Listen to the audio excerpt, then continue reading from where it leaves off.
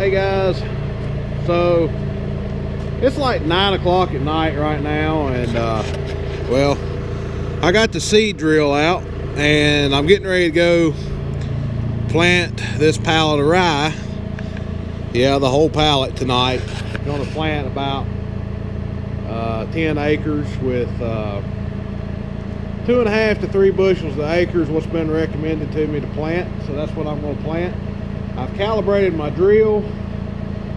I should have made a video on that, and I may make one on it later because I found some information online on how to calibrate. It's pretty easy to do, and basically you just catch some of the seed and weigh it, but you have to know how far to drive and how many coulters to catch seed out of and stuff like that. But it worked pretty good. So I've got my drill calibrated to right between 2.5 and 3 bushels to the acre. This rye is 56 pounds to the bushel, so there's not quite a bushel in a bag. So it takes a little more than a bag to make a bushel. So we're putting out, like, I don't know, basically 3 bags to the acre to get between 2.5 to 3 bushels per acre. So why am I planting rye? Well, my alfalfa field is failing me epically. I mean, I used to get like 1,000 bales or over 1,000 bales on this 10 acres of alfalfa, Timothy, orchard grass mix. And here lately, on first cutting, I've been getting, well, this last first cutting, I got 500 bales off of it. All the alfalfa has died. So what I'm doing is I had the alfalfa and the orchard grass and all that. I had it sprayed. I could have sprayed it myself. I just didn't have time, and they gave me a good price to spray it. So I had it sprayed, and I'm going to plant rye. I'm going to try to cut it for hay next year if I can. You got to cut it before the boot stage, or in the boot stage, which is right before the seed head comes out, and that's going to be like early May. So the weather may not be good. If the weather's not good and I can't get it cut, I'm going to have to cut it for straw later in the season. But as soon as I can get it off the field, I'm going to plant millet, and then I'm going to make hay out of the millet. I'm going to do that for 2 years. So I'm going to double crop it, and I'm going to do that for 2 years, and then I'm going to try to go back with alfalfa and orchard grass again. So that's my plan, and I ain't had time to do it during the day because I've been working so much. So I'm going to do it overnight tonight. So here we go. I'm going to put some seed in it. I got to put it, I want to fill this thing as full as I can get it, so I ain't got to make but maybe one more trip back here. I don't think it can hold all this.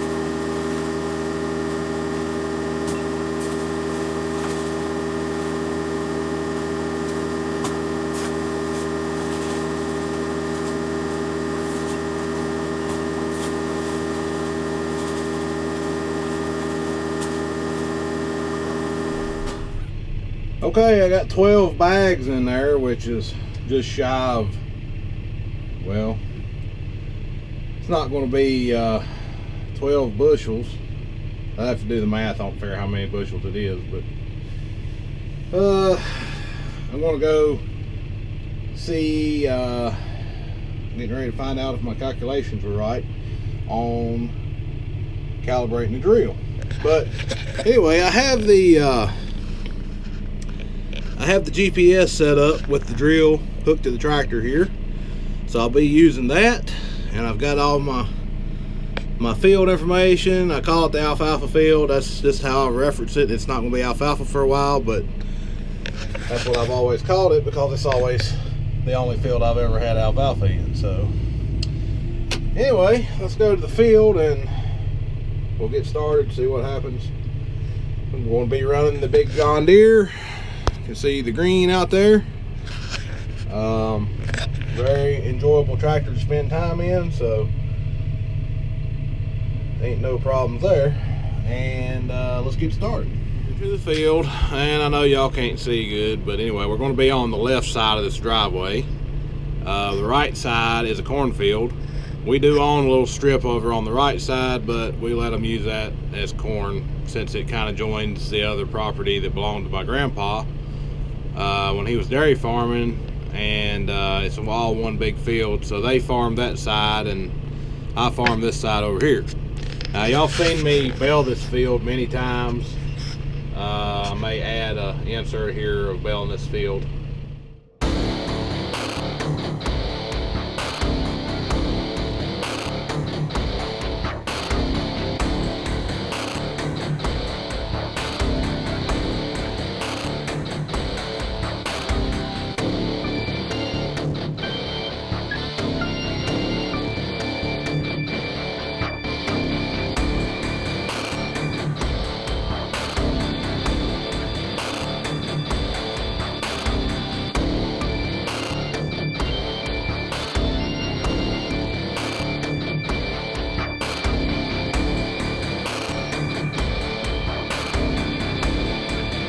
Anyway, yeah, I'm gonna go ahead and it is dying. It's starting to turn brown, so I'm gonna get started drilling. Now I've got this thing set to where when I know you, well, you may not, yeah, you can't see my fingers anyway. I got the trigger on this GPS, so when I push this, put that in float, you hear a tone, and the GPS is activated. So anytime I raise the drill up, let me turn the light on here. Anytime I raise the drill up with this switch right here, this is my SCV1, it'll automatically turn the GPS off and stop coverage and stop counting acreage and all that stuff. So this thing is going to keep up with my acreage. It's going to keep up with my gallons per acre. It's going to keep up with all kinds of stuff. As a matter of fact, I could probably show you a little bit more detail what all it keeps up with here. We'll go to the work monitor. It'll keep up with the area worked, the time worked, the productivity. It tells you how many acres per hour you're doing. And that does change. It tells you an average and an instant. So if you speed up, it changes that, or slow down, it changes that. It tells you your fuel usage, working speed, average working speed, elapsed engine hours. It's already elapsed 1 hour since I reset it, but I mean, I can go ahead and reset it again since I'm getting ready to start. It's okay. So all right, so I'm going to go ahead and get started, and this thing's going to keep up with all my data, which is really nice. It keeps up with more stuff than my old GPS did in my New Holland tractor, which I still have. I kept that GPS because it fits our 6030 New Holland too. I have it wired on it, and anyway, so let's get started drilling. I know this isn't very exciting, so there probably won't be much footage of it, but y'all probably been wanting to know where I've been, what I'm doing, and well, I've just been busy.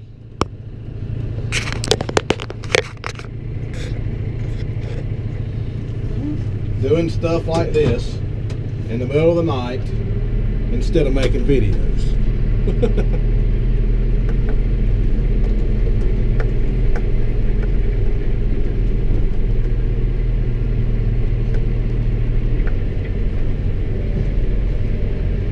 Try to get my speed set right. I'll go ahead and put it in 4-wheel drive just for fun.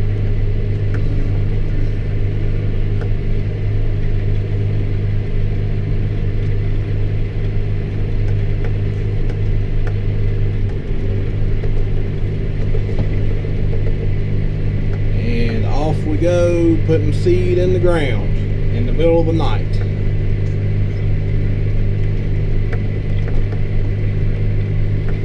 Now I feel like this is going to take about 3 hours or maybe 4 hours. It's going to take a while because this drill is only 7 foot wide, and it's just going to take a while.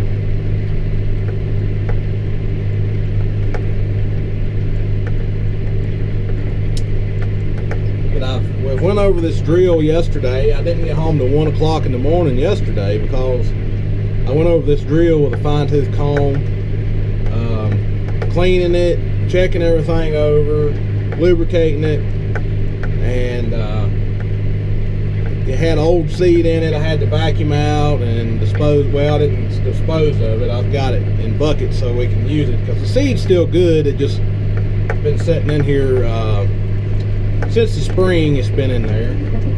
I did some seeding this last spring, but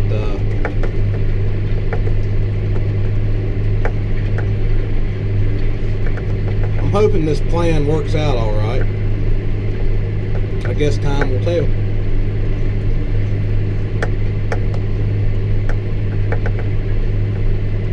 Alright, so there's going to be a whole lot of this going on here lately, and we'll check back with you here in a little bit when we get closer to being done. Alright, so I'm still seeding. It's about 11 o'clock at night, and I'm pushing 4 acres. I'm at 3.62, and this is my GPS here showing me my coverage area, and it's giving me little tones and telling me how much I'm off. I've noticed that there's like a deep tone, which means you need to turn to the left, and then there's like a lighter tone, means you need to turn to the right. So I've learned to listen to it, and it tells me which way to steer, which is pretty neat. And the seed I had in there, it was supposed to make it about 4 acres, and that's exactly what it's going to hit at, is 4 acres. So I've got the drill set about spot on, I believe, and so that's a good thing. Or it's working out with my acreage on the machine here anyway. So I believe everything's going to be all right. I just got a whole lot more drilling to do. So it's took me an hour and a half to drill 4 acres. So I got another 6 acres to go. So I guess I'll be here a while. I might be done by in the morning, time I go back and fill up with seed 2 more times. But it is what it is, and I'll be ready to go to work bright and early in the morning. I don't even have to go to bed tonight. Drink lots of coffee and hope I make it. Maybe I can sleep good tomorrow night. So I've been up late the past 2 nights getting stuff ready and working on stuff. But anyway, it's just the time of year where we're trying to get everything wrapped up, or get, I just got all kinds of stuff that people want done before it gets to be winter time, and whew, it's just a whole lot to do for one person. So I'm trying to get driveways fixed, and still keeping yards mowed, cutting firewood, delivering firewood, farming, trying to finish up a little bit of third cutting hay. Finally got most of that done, I think. Trying to get this done. Got some brush piles I need to burn. I got some more bush hogging to do, and it just goes on and on and on. Just seems like. But anyway, I'll make it. I always do somehow. If my wife don't kill me, we'll just put it that way. I'll live if my wife don't kill me. And that very well could happen if I stay out all night, any more nights in a row. She might kill me, and then y'all won't see me anymore. And you know what happened. So anyway, we'll go back and get some more seed because I'm sure it's about to run out on me if it ain't already. I'll probably get up here to this turn and I will jerk this thing out of the ground and get some more seed in it. So let's go do that and we'll check back in a little bit. Alright, it's 1:45 and I'm a little delusional, but we're coming up on 8 acres. We're at 7.75 and I'm getting low on seed again. I mean, there's still some in there, but it's getting pretty low, so I'm going back and get the rest of it. I got 6 bags left and it's supposed to work out to do 10 acres. My GPS is saying the field's 10.5 acres, so I may not have quite enough, but we'll see if I can hold on that long. Maybe another hour I can get this done, so I'll get done about 1:45 and go home and get some sleep for a little while before heading back to Martinsville. Do the big job in the morning. Gonna put down stone with the 700K. I think that's what it is. Yeah, John Deere 700K. And yeah. So I'll catch up with y'all when I get the rest of this seed in the ground, and we'll look at our stats, and then we'll go get into bed if the wife ain't locked me out. So, see y'all in a minute. Alright, so it's 2:22 in the morning, and I just got done drilling this field, and I had figured my seed on 10 acres because I was pretty sure this field was 10 acres because I was spreading and stuff with it. Previously spreading lime and fertilizer. My old GPS figured it at 10 acres basically, and this one, well, it figured it at 10.5 with a boundary around it, but it's after I've drilled it all, which I've overlapped in places, it's 10.89, so I'd say it is really close to 10.5 in actuality. And I run out of seed right at 10 acres, which is what I had figured at, and so I had to go back to the house again, not the house but the shop, and I had to steal some winter rye out of my dad's stockpile that he keeps for construction, so I'll have to get him some winter rye back to replace that. But anyway, I had got enough to get the job done, and I was going to check the stats here on the computer. You can see my coverage. It ain't perfect, but it's not bad. So I was going to go to the menu, applications, work monitor. I wanted to see area work 10.89, time worked is 3.5 hours to seed this 10 acres, which this is just a 6.5 foot drill. I need a bigger drill.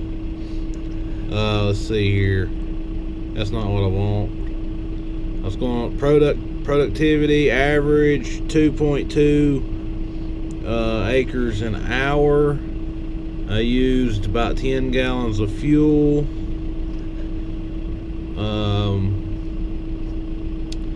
Fuel per acre, the average was 0.9. Fuel per hour, average was 2 gallons an hour.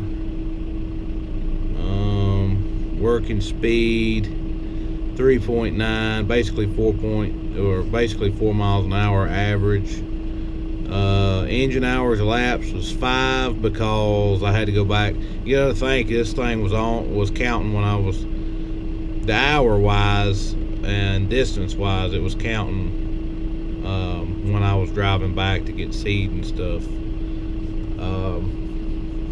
Idle time was 0.6. Distance was 23.2 miles. So I drove a pretty good ways this evening. But anyway, that's pretty neat stuff to be able to keep up with, so you kind of know what you got into it. So yeah, it's really nice to have the GPS integrated in the tractor, because it allows you to do stuff like that, whereas an added on GPS like I had in my T5 does not tell you all those stats. All it can tell you is like acreage covered, and that was it. Also, you had on the T5, every time you disengage the implement from the ground, like this seeder, every time you'd raise it up, you would have to push the button on the screen to cut the coverage on and off. And if you forgot to do that, then it would mess you up the rest of the time. And this one automatically cuts on and off as you raise it up with the switch. That's another advantage to having it integrated into the tractor. So it's really nice setup, and I'm glad it's on here. I'm glad I got it on the tractor. You know, the screen came in the tractor. The GPS, it was already GPS ready. All I had to do was buy the Starfire receiver, and I bought one off of eBay for about right at $2,000, and it was plug and play. It was plugged it in and automatically had SF1 and satellite reception, and went to work. Didn't have to do anything else. Now, if I want auto track, where it steers itself and all that, it costs more money. But I don't really need to do that for no more than I use it. It would have been nice to have been able to have auto steer tonight, so I could have took a nap while I was driving around here. But I got it done. So I want to go home and try to get in the house and get into bed and get up and get to work in the morning. So we'll see y'all later.